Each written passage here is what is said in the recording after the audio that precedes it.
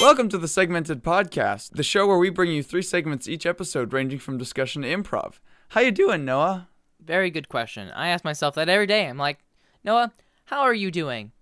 And I usually say, doing pretty well. But right now, I'm doing actually really well. I don't know why I said but. I'm doing well, and I'm glad to be here. Thanks for having me on, Ben. Yeah, no problem, Noah. Why did you decide to be in the movie that I'm interviewing you for? They came up to me and they said, Noah, you really are the perfect fit. And I was like, I've never been perfect for anything, so I'll do it.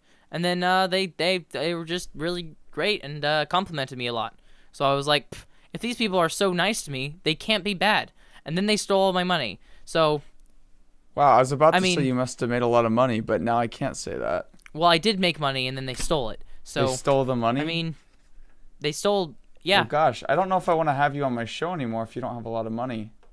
Is there someone else I can talk to? Do you have an agent? You're paying me for this, right? Because we agreed. Next contestant today. Okay. Sorry. We got a great show lined up for you kids. We got 3 segments. That's right. Not 2, not 4. 3 segments today. Like always. You didn't have to say that. Our first segment is rants about nothing / everything, because I'm in a pretty angry mood today, and I want to be angry. Let's do our it. second segment is I Don't Know, Man. Another segment that is wonderfully titled and involves us just saying absurd things. It's a lot of fun. And then for our third segment, we are going to be clipping our toenails. Segment 1. Rants about everything / nothing. Basically what we're going to do is we're going to go to a random word generator, generate random words, and then rant about the first thing, and just try to think of every possible bad thing about it, and just be mad. Because you told me earlier, before we were starting this, you were just in an upset mood because school sucks. So I'm let's upsetty. like spaghetti. I gotta get away from the mic or else I'm gonna be way too loud. Yes. I'm not. I'm okay. You know what I hate? I hate Deathly. I hate the Deathly Hallows. The last 2 Harry Potter movies. That's right. 2 movies instead of 1. You could have stopped Mrs. JK, but no, you just couldn't have enough. You had to go ahead and Peter Jackson it into 2 movies, didn't you? 2 movies. It's the worst. Why didn't you just make 1, then make an extended edition? Huh? Why not? That would have been great. That would have been great. I hate deathly all the things. I hate death-defying stunts. Just deathly everything. I hate that I don't know the difference between the word deathly and the word deadly. I don't know what it means. Ugh. What does deathly even mean? I don't think deathly is even a real word. You know what deathly means? Deathly means, hold on, resembling or suggestive of death. And deadly means it can kill you. Frick. Why would they do this to us? Freaking linguists. Deathly can also mean relating to or causing death, which is the same thing as deadly. Oh my. Do you know what I hate? I hate Fallout. Not the video game. I hate nuclear fallout. It's just the worst because then it gets to you. It kills all your pigs and it kills your family. The pigs, the family. There's nothing good about it. What do you hate about Fallout? I hate Fallout. I hate because everyone's like, oh, I'm starving and all the food is poisoning, and I'm like, get a job. Seriously, get a job, guys. We're all not doing that great. I don't really care if you can't eat. And it turns into whiny little babies. And exactly. Ugh. And babies can't get a job, so stop being a baby. Yeah, and you find a bunch of kids, and they're like, oh man, my parents died in the explosion. You're like, go home. Go home to your dead pigs and make some bacon. Do something with your life. Ugh, gosh, it turns us into animals. It's what Fallout does. You know what I hate? I don't. I hate joysticks. Oh, frick. Why can't you just make a D-pad? You know what? The NES had it right. The NES and SNES had it perfectly fine with just a D-pad and some buttons. That's all we need. Exactly. You didn't have to go any farther. Yeah, I think that all of us could agree that joysticks were when video games started going downhill. Yeah, exactly. Have you ever tried to pack a joystick like into your car? Like, oh, you got an NES controller. Oh, it's like a nice little like pocket there. Oh, you got like a Game Boy. Stick in there. Joystick. No, you got like this big bulbous stick coming out that doesn't come off. Just protruding. Like, what do you do, huh? You gotta fall over. You're gonna fall on your backpack. It's gonna stab you. That's what's gonna happen. It's gonna stab you, or it's gonna just break. It's just gonna snap. It's going to completely break off. And, like, you could maybe design it so you could take it out and put it someplace else, but then you have to put it back together, or it falls out while you're playing a game. So, like, you know what? I think that video games should have just stuck with D-pads and keyboards and mouses, which is the proper plural of mice, by the way. I mean, like, a computer mouse, it's mouses, not mice. Honestly, I don't think we should have gotten to mice or D-pads. I think everything should just be buttons, just only buttons. You know what? Yeah, no, I take back what I said. I think that everything should stay with buttons. You know, I love buttons. I mean, whoa, what did you say? I mean, I know that this is a segment about hating things, but like I really love buttons. They're just so awesome. You love buttons. Okay. Yeah, buttons are great. They keep your clothes together. You can those buttons. Oh, frick those buttons. Oh, I hate those. I know, those are the worst. Ooh.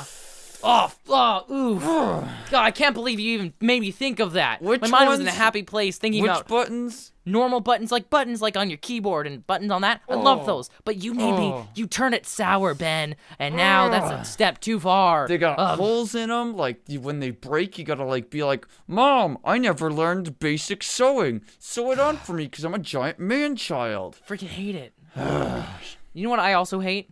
What? Exceptions. I hate exceptions to anything. To rules, to anything else that you have exceptions for. Dude, the English language. Oh my gosh. Citations, formatting, anything in English.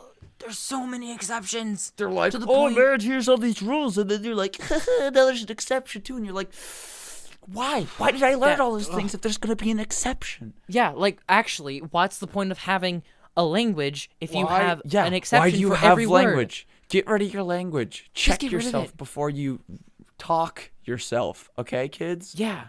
Gosh, those exceptions. Especially when they have to do with exceptions to the Fallout. Like, oh, you shouldn't go out into the Fallout unless you want to die. Like, what? What do you mean unless? No, you shouldn't go out in the Fallout at all, even if you want to die. Ugh.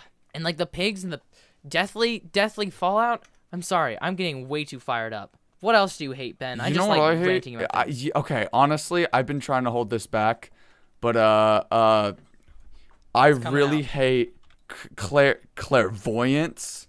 Oh, I hate clairvoyance because I don't know what it means and it infuriates me. Clairvoyants are obviously I hate them so much. It's a person who claims to have a supernatural ability to perceive events in the future or beyond normal sensory contact. Oh my gosh! Do you know what? They're basically claiming that they're exceptions to everyone else, and that makes them even worse. You go into the fortune teller and like, you're gonna see like a dog today, and you're like, no, I'm not. And then sure enough, you don't see a dog, and you go back and they're like, oh, it was an exception today because you had dark energy coming through. Oh my gosh! I hate fortune tellers, and they're garbage, and gurus, all that. They're always wrong, no matter how much I pay them. And when they are right, you're like, it was just a lucky guess because you're always wrong. Obviously, yeah, lucky guess. Yeah, and they think that they're the exception, which they're not. They're not the exception. They can be hated too, just like exceptions, which makes them even worse. So, gosh. Darn clairvoyants. Freaking clairvoyants, they're the worst. I hate them. I think I'm just gonna tell you one more thing that I absolutely hate. Okay. And that is our chisels. Our chisels. Yes. Chisels are the absolute worst. You know, why did they just stick with hammers, huh? Yeah, come on, dude. How you're like, oh, I gotta, make my sculpture out of rock. Like, yeah, who does that anymore? You got clay. We invented clay in like the 1st century. Get out of here with your stonework. Nobody needs a chisel. Yeah, why would you want to get rid of things. We need to use all of our resources valuably. Just take the clay and make something. Don't waste that stone. There. Now you're using all of the clay. Like, you're gonna like make the clay sculpture and be like, oh, that's not right, and like take a piece off. Yeah, like right. that's you're not creating something, you're destroying something right there. Yeah, you're destroying it, and I don't appreciate it. And like, if you make a clay thing, you can like build it all up, and then like if there's a little tiny bit that's out of place, you just take that off, and guess what? You put it someplace else. You use all of your clay. Not that hard. No, it's so easy. And the thing about chisels is the fact that if you make a mistake, guess what? You're donezo. You're donezo. Yeah, that's it. It's not like you can put it back on. No, it's impossible. No, you're done forever. And there aren't any exceptions, which I'm okay with that. That's the one thing. That's the one exception. Oh shoot. I just made an exception about one thing that I don't hate about chisels. I hate myself now. Great. But they don't have any exceptions. Because I just made an exception about how there's one exception for chisels and why you shouldn't hate them. But I'm not even going to mention it because you know what? They're so terrible that I'm not even going to like acknowledge it. Okay. No, fair enough, dude. All right, calm down. I'm sorry. I'm wow. sorry. Oof. I see. Okay. Thanks, Ben. Segment 2. I don't know, man. This is a segment where we ask the most important questions. And by the most important questions, I mean completely absurd questions that usually have no real logic or basis behind them.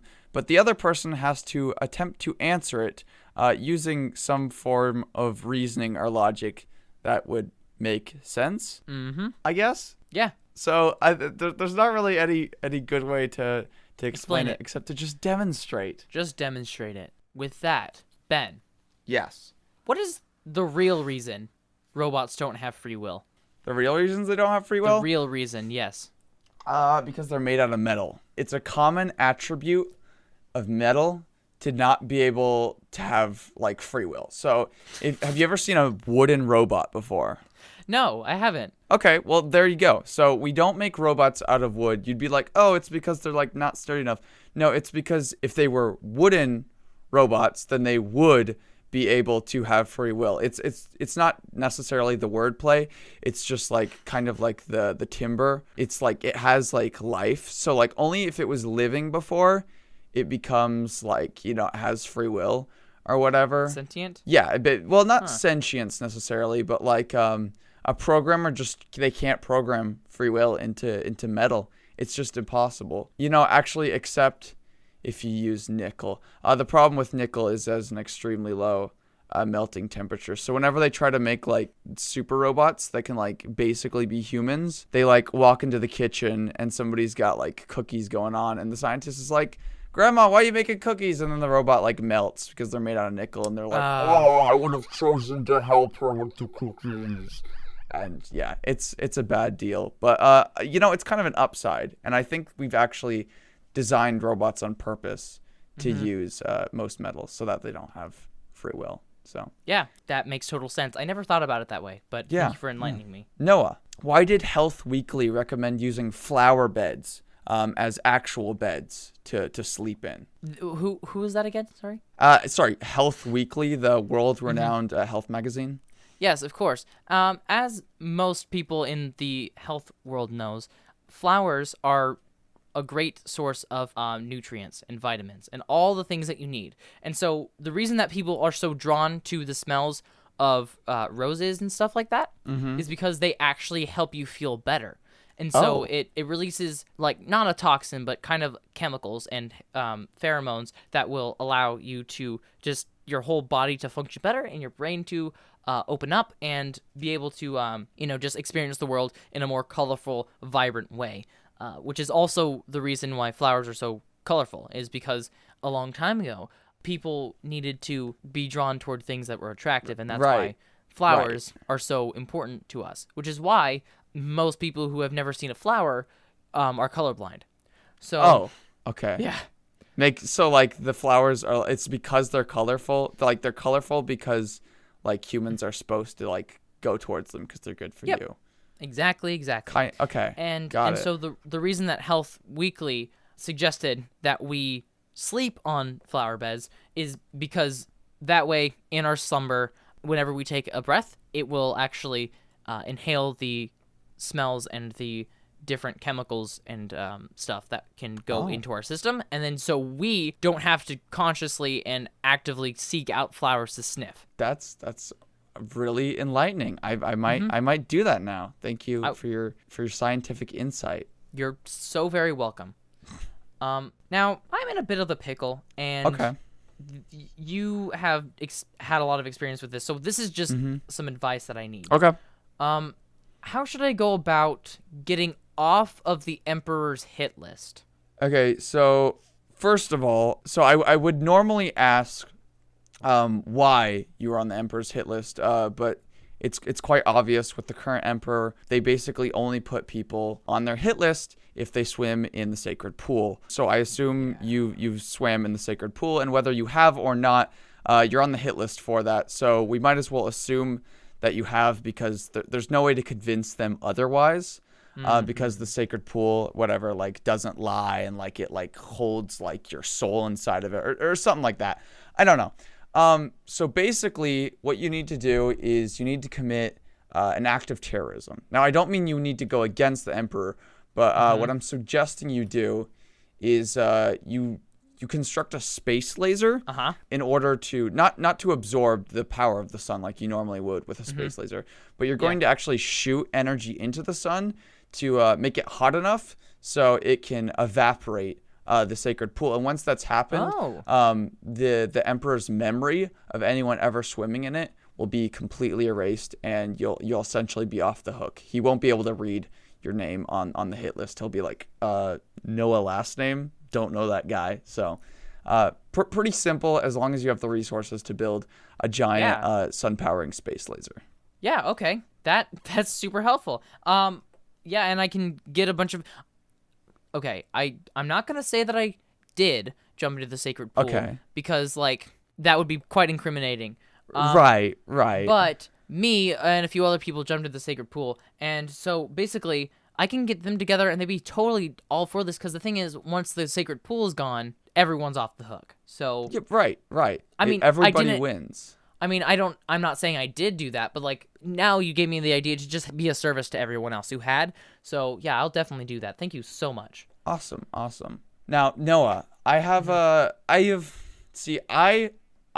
know a lot of stuff about like politics, as you know. I'm very well versed in like, you know, politicians and the way like different people like that work, you know, people of authority.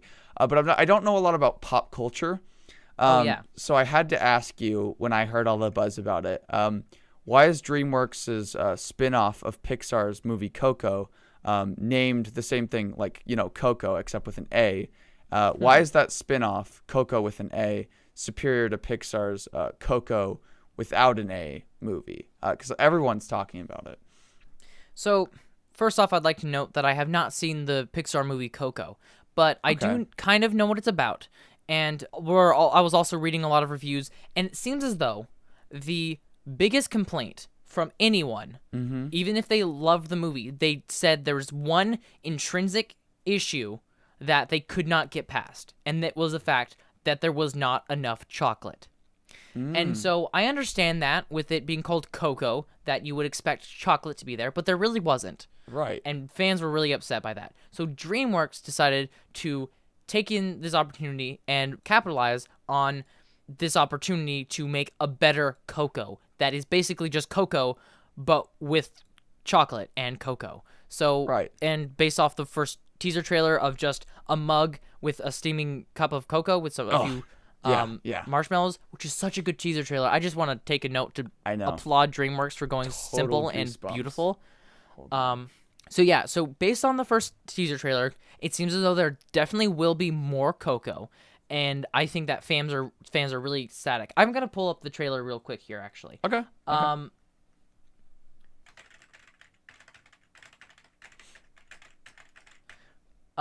This one is from Pixar Fan, and it says, "Even though I loved Coco, I think that this is gonna be better because there's more chocolate." So it seems as though some fans are just ecstatic and super excited for that. So I think that that's the real reason DreamWorks decided to make the sequel, or spin-off rather. And I think that it was a smart business move. I can't like condemn them for any reason.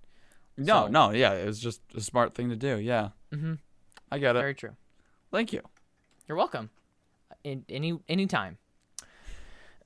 So, Ben, as you've noticed, our city has a very massive issue in the regards to trash.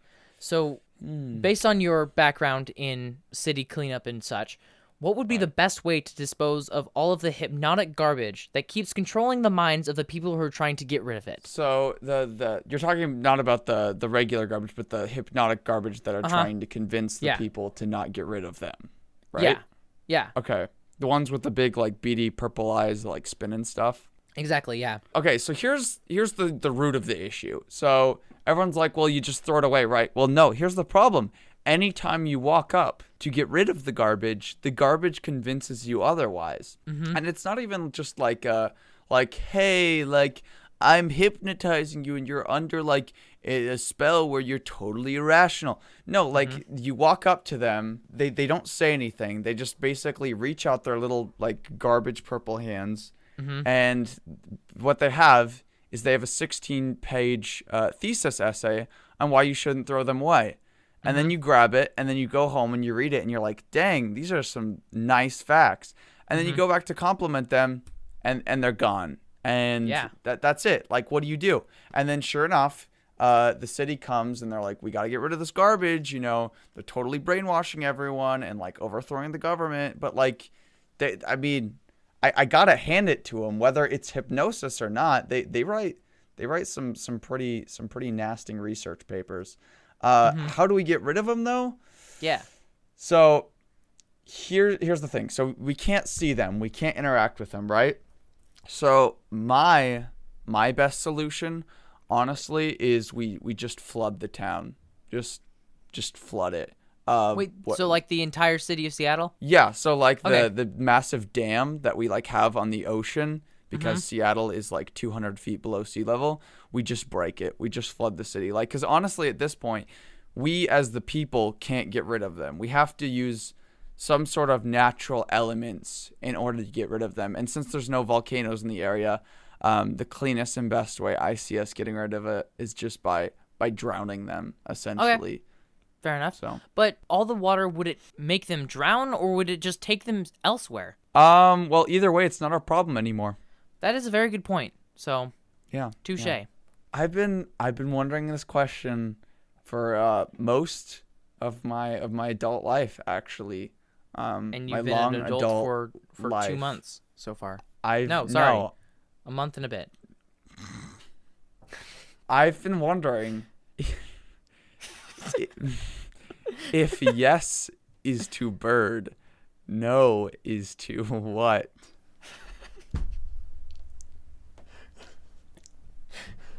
What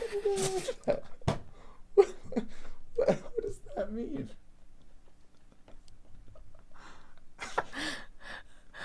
I have to know, Noah.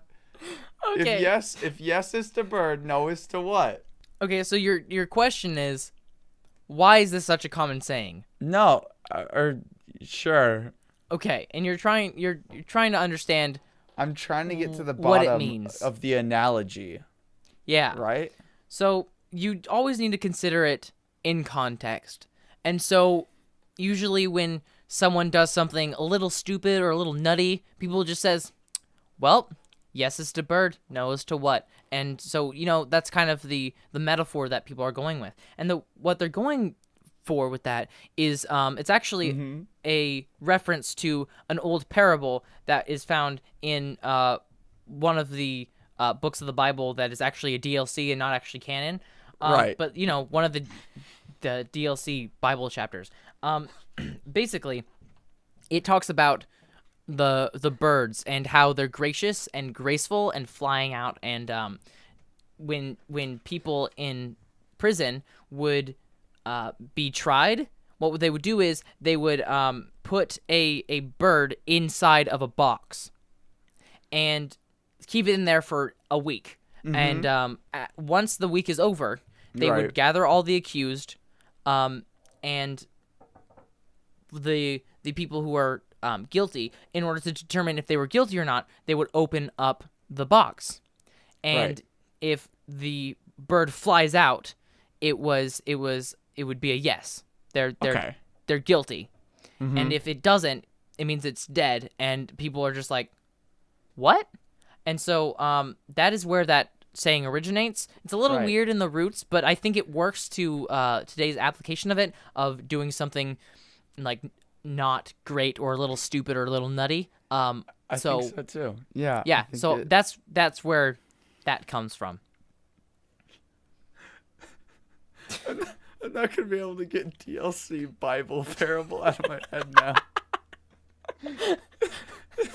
Segment 3. We're gonna try something new, something experimental. We're just gonna be clipping our toenails and. It is talking about... Benito, the fortune teller. I will tell you your fortunes. Oh boy. My hat fell off. Hold on. I'm just gonna No. put that off to the side. It doesn't fit on my head. No, take your time. Mr. Okay. Noah, I have a fortune just for you. Whoa, how'd you know my name? Because I know everything. All right, pick a number. Hold on, let me position these fortunes. It takes me a second now. Benito is a very tedious man. Yes? Mr. What was your name again? Benito, the Benito? fortune teller. So, to those listening, me and Ben and I were gonna, like, talk about, seagulls and clip our I toenails. don't know who you're talking about. It seems as though that Ben is no longer here, and hopefully he'll be back later, but I think we should just have a conversation with this guy, because frankly, this is much more interesting. 1, 2, 3, 4, Benito, 5, 6, you said you 7, were 8, a 9. fortune teller? Pick a number between 1 and 11. Ooh, 11. 1, 2, 3, 4, 5, 6, 7, 8, 9, 10. Ah, yes, your fortune is... Hey, your shoes are tied. Haha, made you look. Now flip. you know it all.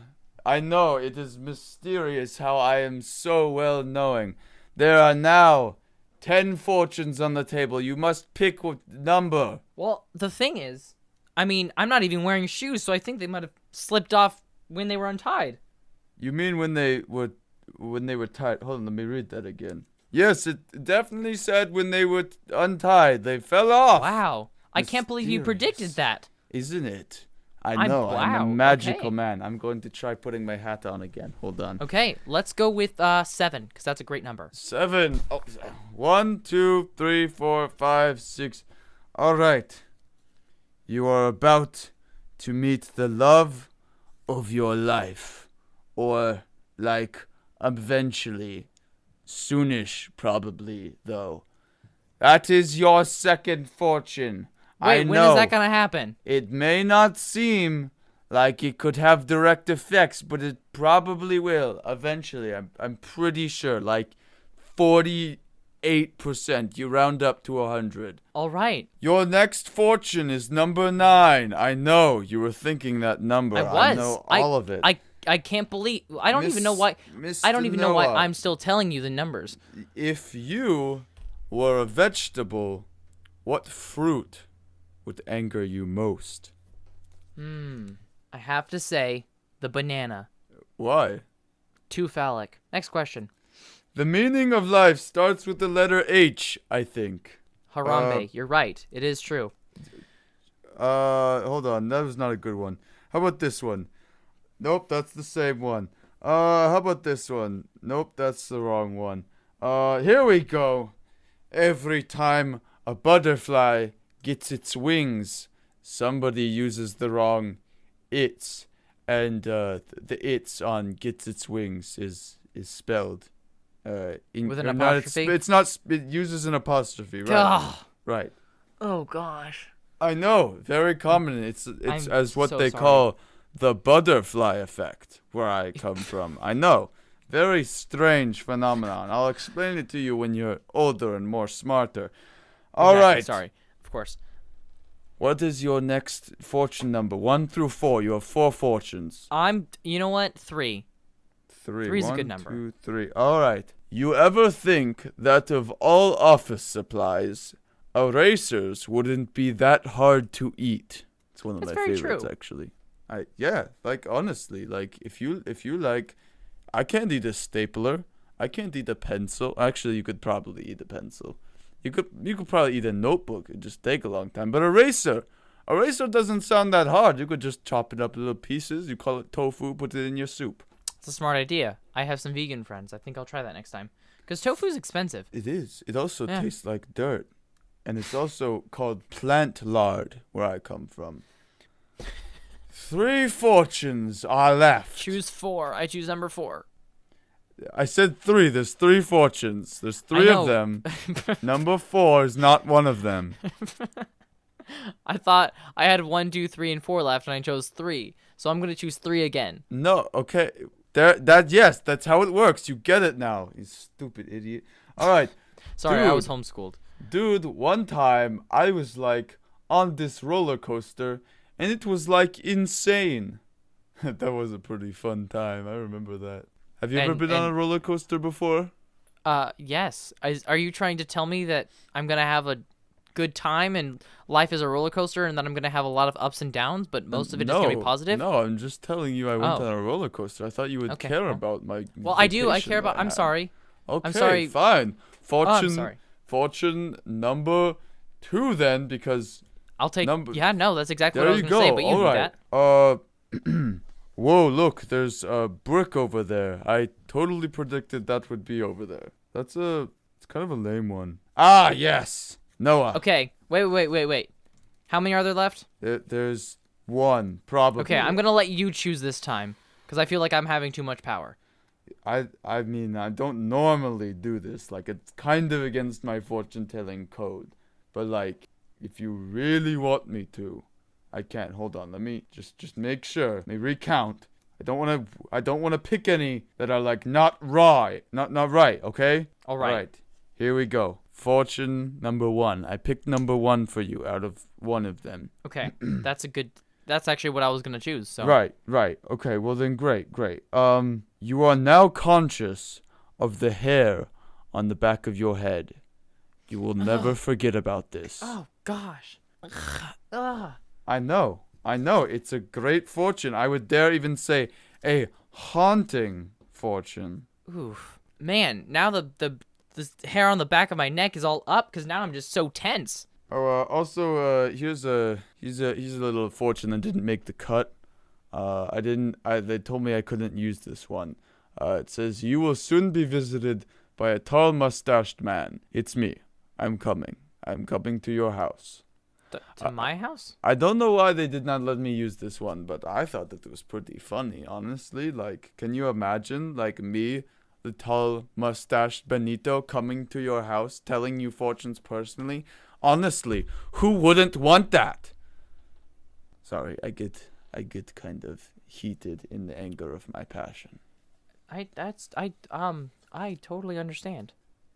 Well, it was nice meeting you. I'm gonna go try to find Ben. Thank you. I'm going to go disappear to my realm. Oh, here I go on my magic carpet. Oh no, the building. All will be revealed. Ben, where are you? Did you fall down the well again, Ben? What? Ben? Oh, the well? Wait. What? Yeah, did you fall down the well? Again? The well? The well. You know, the well that you keep falling down. Is that where you were again? The brick. Okay, yeah. No, yeah, that's where I was. Okay. I'm sorry, I didn't look there first. Bingo at the bottom of the well. You know where I go from 4:18 p.m. to 4:19 p.m. every single Saturday. Mm-hmm. The well. Okay. Sorry, I forgot. I forgot. I'm sorry. I was just worried that I couldn't find you, and I was just kind of worried about you. It's all good. I'm here. Do I need to do the intro or the outro? Oh, the outro? Actually, there was gonna be a third segment, but honestly, I don't think we have enough time. So yeah, you can. Oh, just do okay. Okay. I do the outro. No, I do the outro. I assumed you had done a segment. Okay, all right. By myself? No, this is a team effort. Okay, all right then. We're in this together, Ben. Very well. That is the end of our show. We hope you did enjoy it. What did we learn today, Ben? We learned that deathly and deadly are not the same word, actually. Yeah, but they also can be used. They can be used the same way, which is confusing for some reason. Very. We also learned that metal intrinsically doesn't have free will, which is why robots don't. Right. We also found out about the Bible's DLC chapters talking about the parable about the yes bird and the know what, which obviously paints a beautiful metaphor for the saying that we have now today, referring to when people say stuff that's a little bit strange, a little bit nutty. We also learned that exceptions are never okay, except when they are. That's a true statement. Yeah. Exceptions are never okay, except when they are. Very, very true. You can find us on Twitter at Nomich_ and at @tistendo. Email us at segmented.fm@gmail.com and support the podcast on Patreon at patreon.com/segmentedfm, where you can get extra goodies, talk to us, mainly me, in a Discord server, and it's very fun, and occasionally listen to our recording sessions live if you're online at the same time we're recording it. But the best way you can support the podcast is to leave a review on iTunes and to share it around with your friends and tell them to listen to it and all that jazz. With that, you will definitely 100%. For What? Is For? I'm so confused now. I was gonna say for sure. It was like a thing. Like we had a bit going, and then you I'm said so what? sorry. Okay. I'm sorry. Okay. You Are the weirdest. yet You what are are super. smart. That was the worst, most rough round we've had at all. No, I was gonna keep going. Okay. Well, No, it was rough. I'm sorry. Do you know what I really hate? what do you hate? One of the words is erotica, but we're gonna ignore that one. I don't hate that one. Am I right, kids? All right. You know what I hate? And we also learned, I was gonna say that Rocky 6 is about him going to kill aliens, but nobody would understand that. So,